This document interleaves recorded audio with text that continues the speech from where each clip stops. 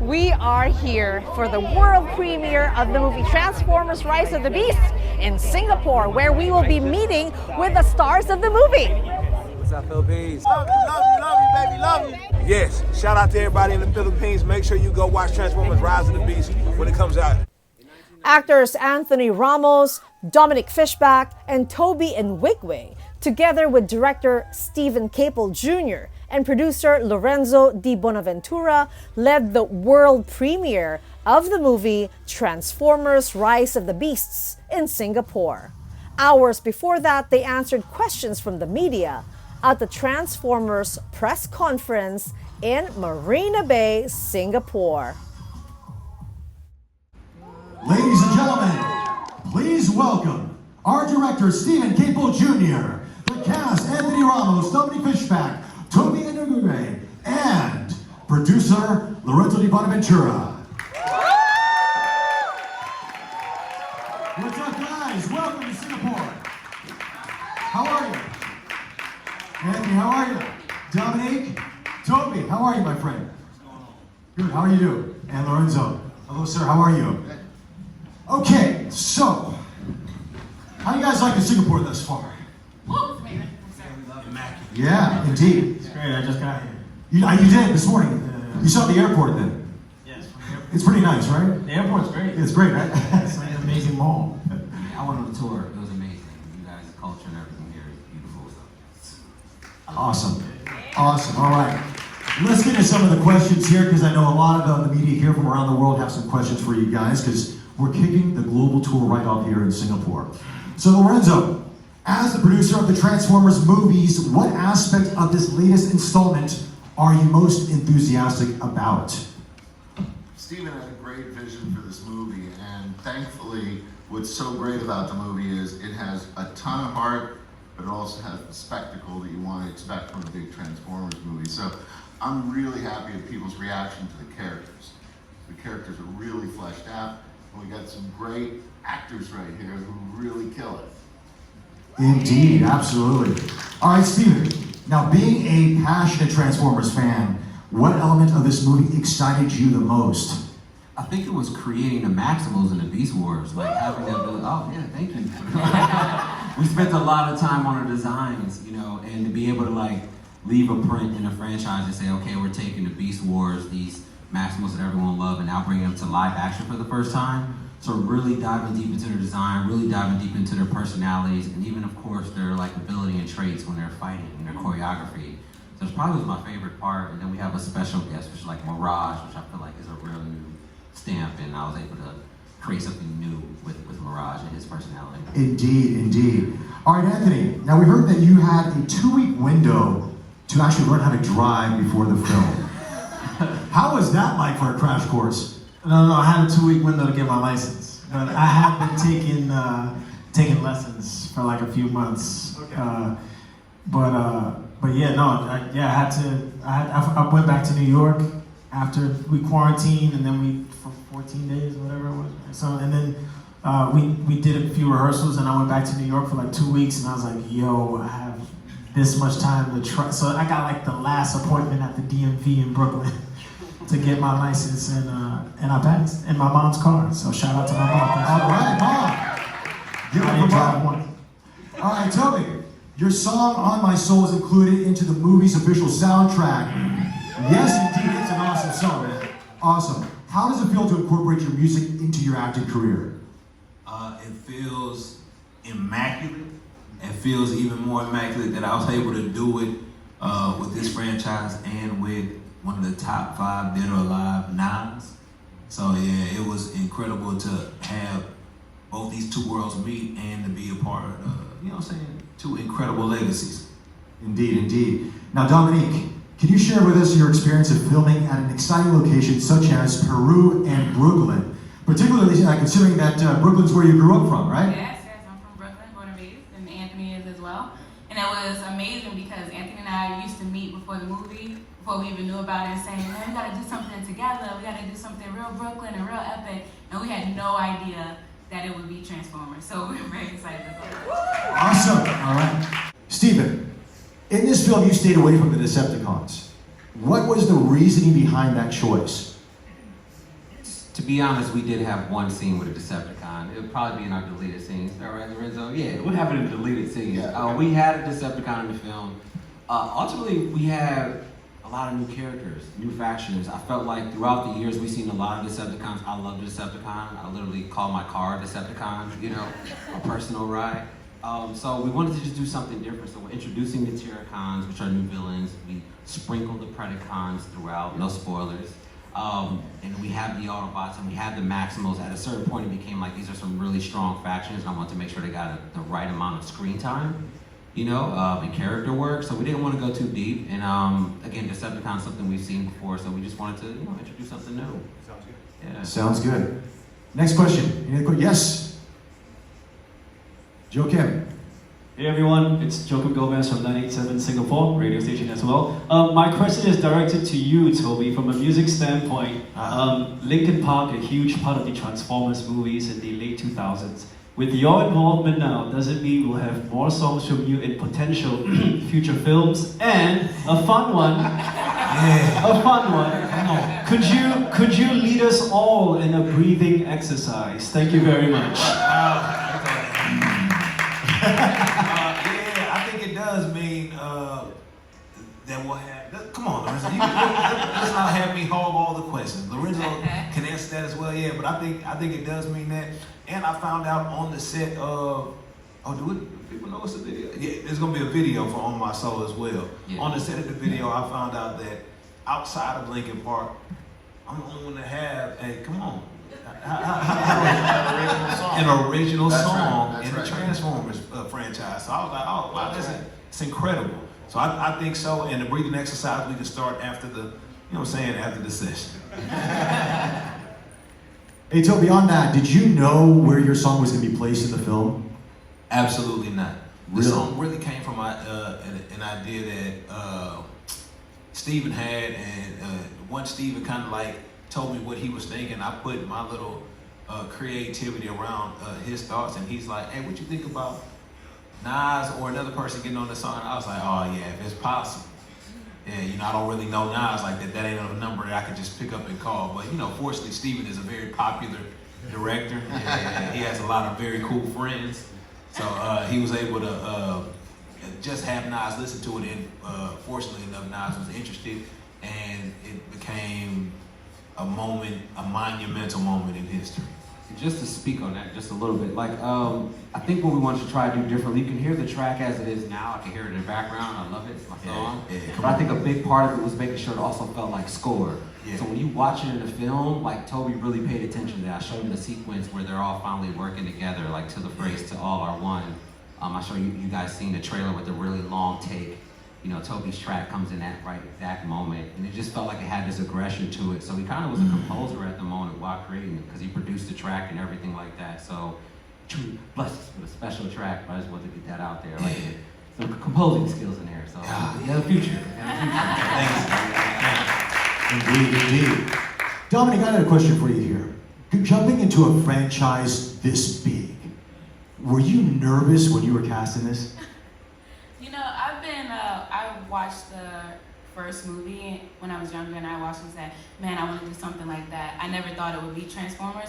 So I always prep myself as when I get into the room, I'm able to like show up. Like I care about the craft so much that when the opportunity comes, I'm not gonna play scared. I'm just ready to do it. And I got to do it with supportive people like Steven and Anthony, and even when I first talked to Steven about it, I said, you know, I'm the type of actor, I come from theater, I'm gonna have notes and ideas. And he's like, you could give me your notes at 2 o'clock in the morning. And he meant it. And I gave notes, and I sat with the writers, and we talked about things, and it wasn't that my notes had to be in the script, it was just the ability to talk about it and be heard was really special. All right. Any questions? Yeah. Hey, I'm Dreama from the Asian One Singapore. Anthony, you need to eat durian, remember? Yeah. Didn't we talk? Yeah, we did. Yeah, that's right.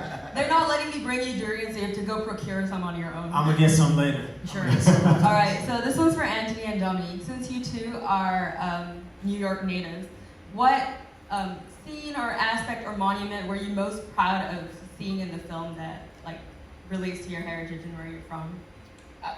I'll just talk about, it wasn't so much seeing something for me, but it was the fact that Anthony and I both got to shout out the neighborhoods that we come from. I'm from East New York, Brooklyn, and he's from Bushwick, and so Stephen let us kind of pay homage to the place and the area that we come from. For me, it's the big car chase scene in the beginning of the film is shot on the Williamsburg Bridge, which is a bridge that connects Lower Manhattan and Brooklyn. And that bridge, I used to take the train almost every day on that bridge to school. That bridge is legendary for me.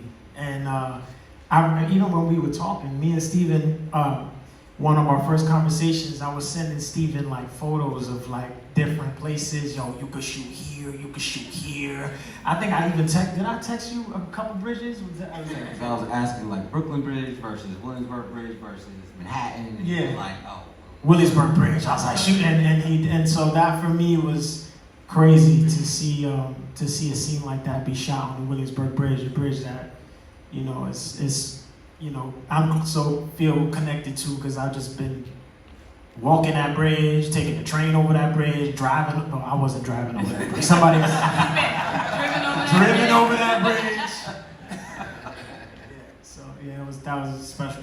Speaking of the bridge, of course, that was the first time we see you with Mirage, right? Now, you guys have an amazing chemistry in this film.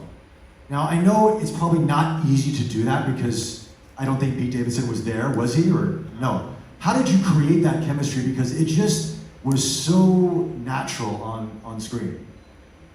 I mean, shout out to Pete Davidson, I mean, I was kind of just doing it, he had to do the scenes to me, like kind of to my reactions and things like that. And, the VFX team is amazing, and, the way they carved out Mirage, and Steven, the way, his vision and mapping that out and what it is, even down to the fist bump where he's like, all right, come on, just a little more, come on, moments like that, that creates the connection between the characters, and I just wasn't there when I was shooting, Wow. Yeah, so like of course the Transformers are added afterwards, and so Pete Davidson got a chance to see the scenes and live in the scenes a little bit and see Anthony Ramos and how he was performing it, but he was developing Mirage. He wanted to pay homage to 90s characters. So there's a little bit of like Jim Carrey-esque moments, Adam Sandler-esque moments. He wanted to embody what the 90s really felt like, and he brought that to the level of comedy in his film,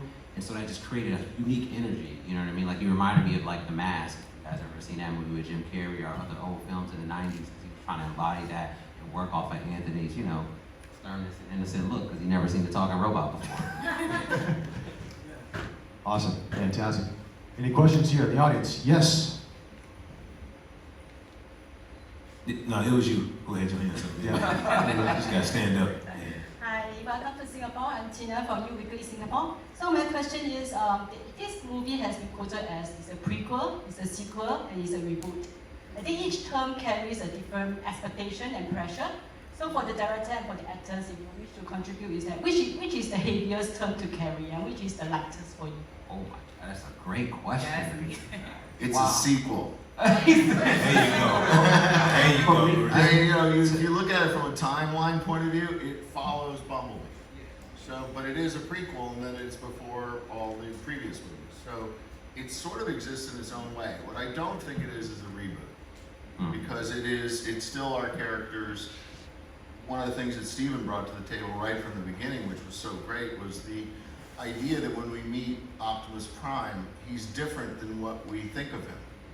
And we're watching him grow up, if you would, as a leader. And for me, that was one of the most exciting parts of the movie was, and what was interesting was watching it with audiences, and at first they were uncomfortable a little bit, like, wait, that's not exactly the Optimus. He should like humans, So I think it gives the movie a really interesting point of view, and therefore it stands alone in that way.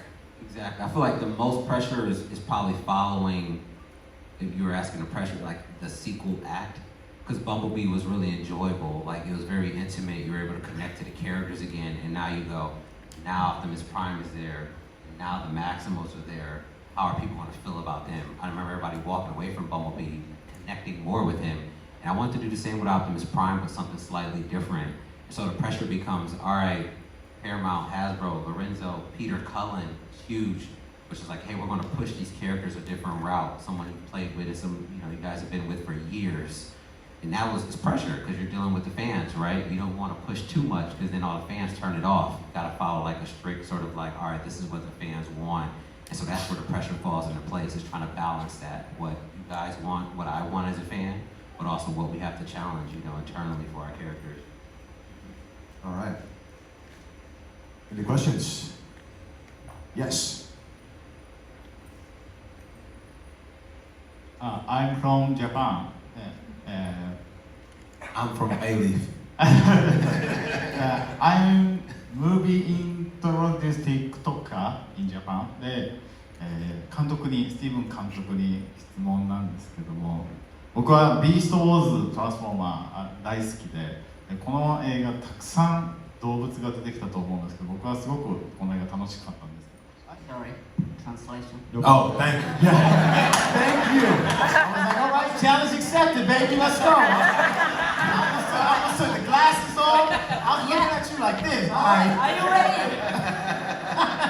Come on, man. I think yes. Yeah, Brooklyn versus Japan. Yeah, so this is a question for Steven.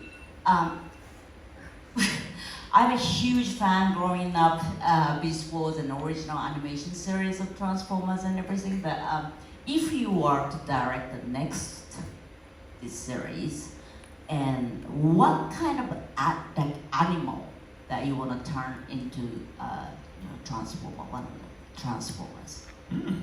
What Any animal you want. From Beast Wars? No, No, if you could pick any animal. Oh, from my own? Yeah. Oh, wow, that's a great question. Oh my God. Like if you could think of any animal in the world. No, I have my Chihuahua? I legit have like my two favorite. Like, if I were to be, I would love to fly. You know what I mean? So that's my thing in the Air Rangers in this movie. And then my wife always says I look like Primal. You know what I mean? She said you look like I Primal. move around the house like Primal. Open the fridge like Optimus Primal. His traits. And so he's a little bit better than me. But I love Optimus Primal. If I had a new animal to bring to the table, like as a fan of Beast Wars. You're a fan of Beast Wars. There's a really interesting character. I would change his whole like demeanor in a way. And this is gonna sound really weird for people who don't know Beast Wars, but there's a character named Rat-a-tat-tat. I was in there. I know. Laugh. Please do. It's and it's goofy, but I feel like there's something there with him that I would love to like I had ideas about him even in this film, like how to utilize him, because his character had like really cool twisted turns like throughout the whole entire franchise. And if there was a way to bring him in and really like light him up in a different way. So that's another challenge than it is like my favorite animal, but more so it's just like him as a character in Beast Wars, like how would that transfer over to a live action film, this kind of like snaky-esque character who had this like lisp and everything else. Like it was just an interesting character. I've never seen the Transformers before. Sorry, nothing crazy. Great question. Yeah. Thank you so much for the amazing answer. Yes, Sean.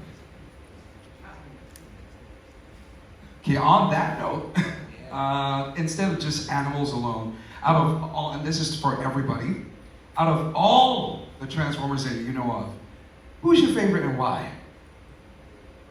I'll go first. Mirage.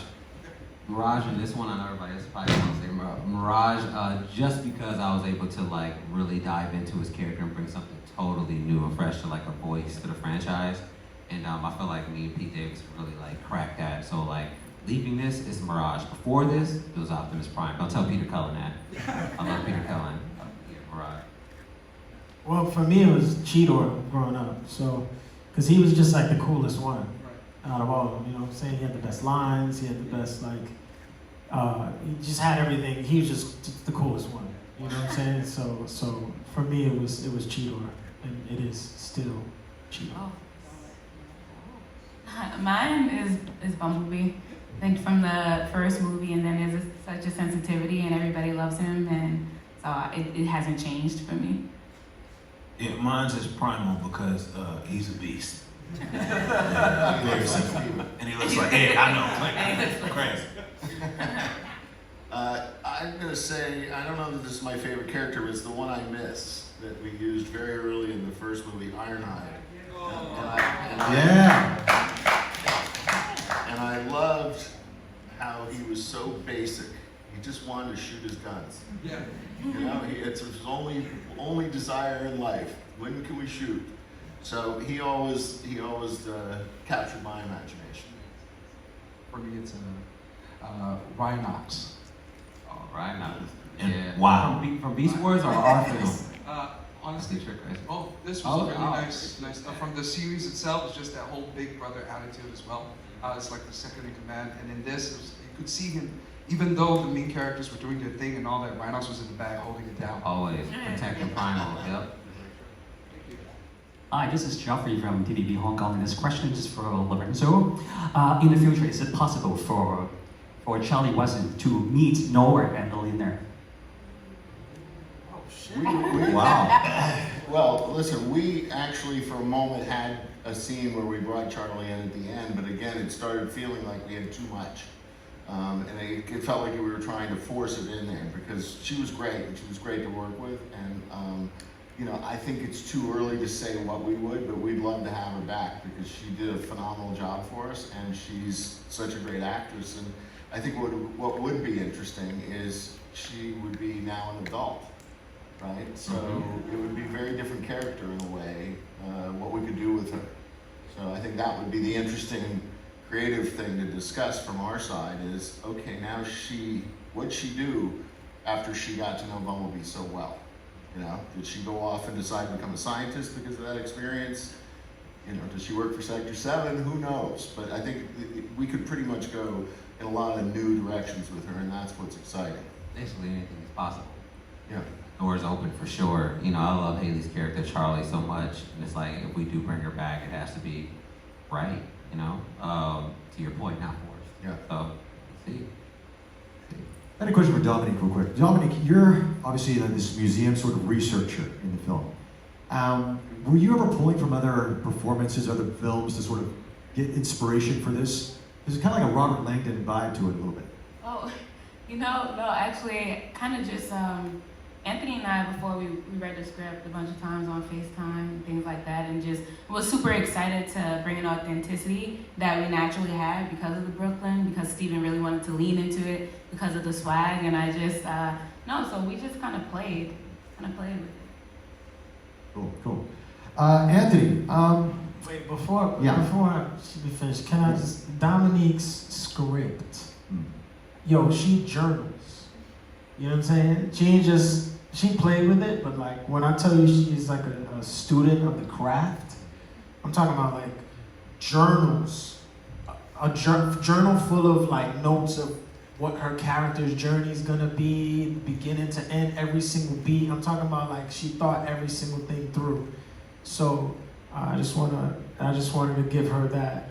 I just wanted, you know what I'm saying? She's amazing. You could tell by the performance. You could definitely tell by the performance. It was awesome. I have a question for Toby. Yeah. Oh, come on. I've worked with a lot of musical artists who make the transition to this big screen. It's not always so easy the way you made it look easy. Oh, wow. You really did. And, you know, he's so entertaining and so much fun and brought so much life to this that Steven and I started figuring out, like, well, what else can we use Toby for? How do we put him in a little bit here and a little bit there? And I'm curious for you, you know, it's not necessarily a natural transition. So why was it so natural for you?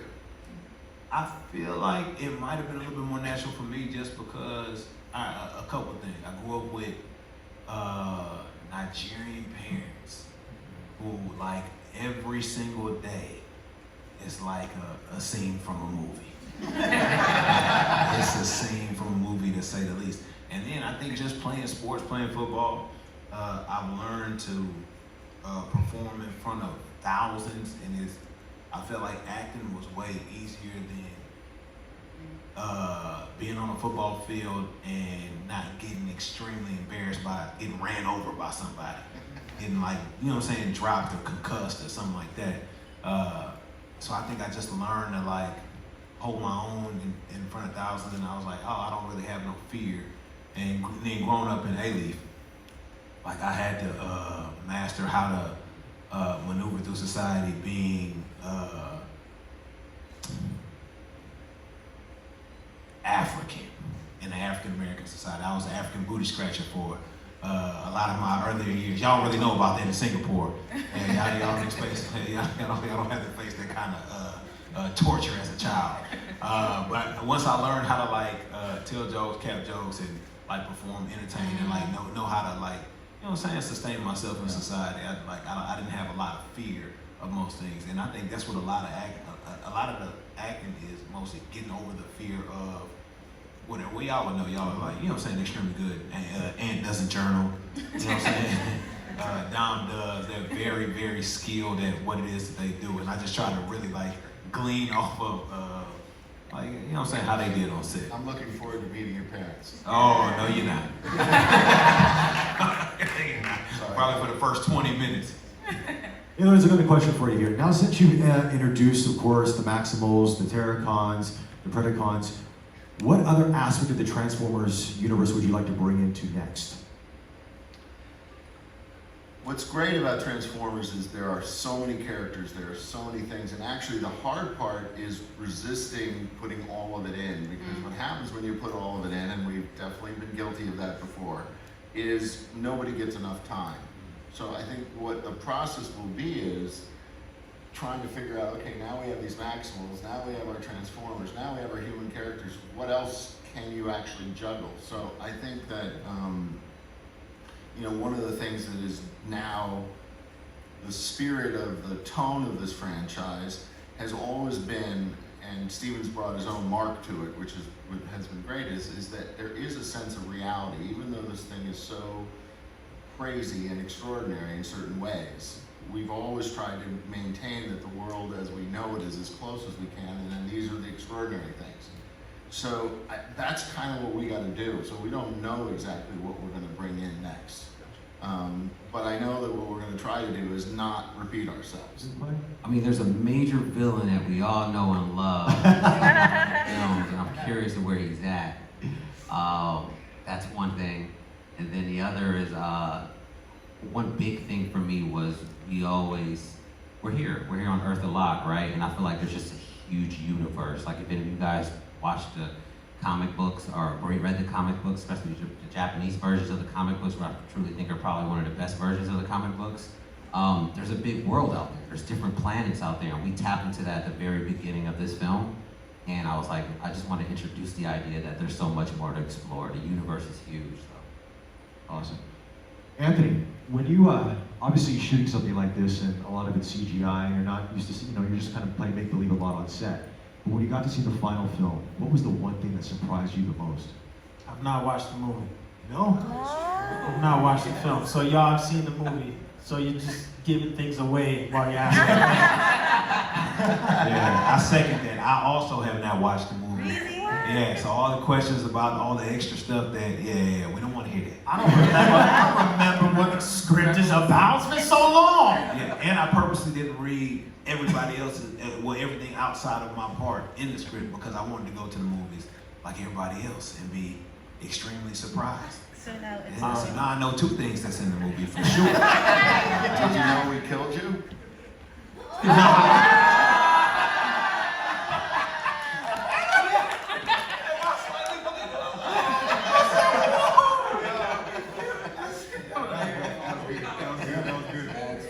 Yeah, I'm waiting. I'm waiting to watch the movie in New York with my family.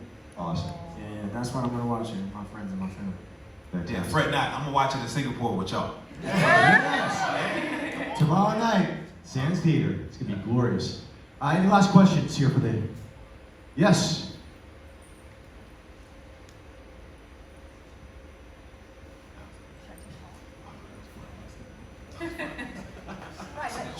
That was savage. Hi, I'm Yen from Taobao, Singapore. So let's turn back to safety grounds, so no more spoilers. Dominic, my question for you, journals, the many journals that you wrote, did you really send them to Steven at 2 a.m. in the morning? And then how easy was it to discuss things with the director? Yeah, so I didn't send them at 2 in the morning. I was trying to spare Steven because he's so busy with so many different things. It wasn't the journal so much as I just kind of put bullet points so that sometimes when I journal, I like to create worlds that's not there and experiences not there, and we don't have a lot of time to read my analogies and things like that. So I try to bullet point them and send them to Steven, and then he let me have like 2 meetings with some of the writers. And then it was one time on set that I just had this idea for Elena, and I knew that we didn't really have a lot of time, but I thought it was really important to her arc. I think she starts off being really like, all of her books and wanting to be more courageous, but I don't think she's as courageous. And then she gets that calling over her life and she decides to take it. And so how do we show that she was not as brave before and then she became brave just by being with the Autobots and being with Noah? And then we like talked about it, and I remember like, I don't want to waste time. And Anthony's like, no, if you have something to say, we should say it. And then we all just kind of sat around brainstorming, even though like time is of the essence and things. So I'm really anxious about that. I don't want to waste the time, but they were very, very supportive just to let me be heard and allow my feelings to be there for Elena. That was really special to me. It wasn't exactly at 2 o'clock in the morning. It was like 1:59. 1:59. It was like 1:59. But I would say Dom asked the right questions. You know, we're dealing with a storyline we're talking transwarp key, universe, the whole 9, like other planets. And we're all getting caught up in where's Optimus Prime standing, etc. In his arc, it helps, and this is why Dom is so special, to ask the really detailed questions about the characters to help bring them about, you know, in this world. And that's a lot of the journaling was that, you know, a lot of the right questions, so that way Elena is present, and not only present, has an arc, to your point. And I really believe in no matter the genre, like really respecting the character and respecting the audience and the audience intelligence, right? So I'm gonna ask the questions because I don't want the audience to be like, well, why would she do that? I want y'all to feel like, oh, I get why this person would do that. You know what I mean? Yeah. All right, with that, ladies and gentlemen, that wraps up today's press conference. Big round of applause. Ladies and gentlemen, Fishback, Tony Wigway, and producer Lorenzo Ventura. Thank you guys so much. We will see you tomorrow at the Art Science Museum for the red carpet, and of course, the global premiere of Transformers Rise of the Beast at Sands Theater, Marina Bay Sands. Till then, take care, humans. Have a good one.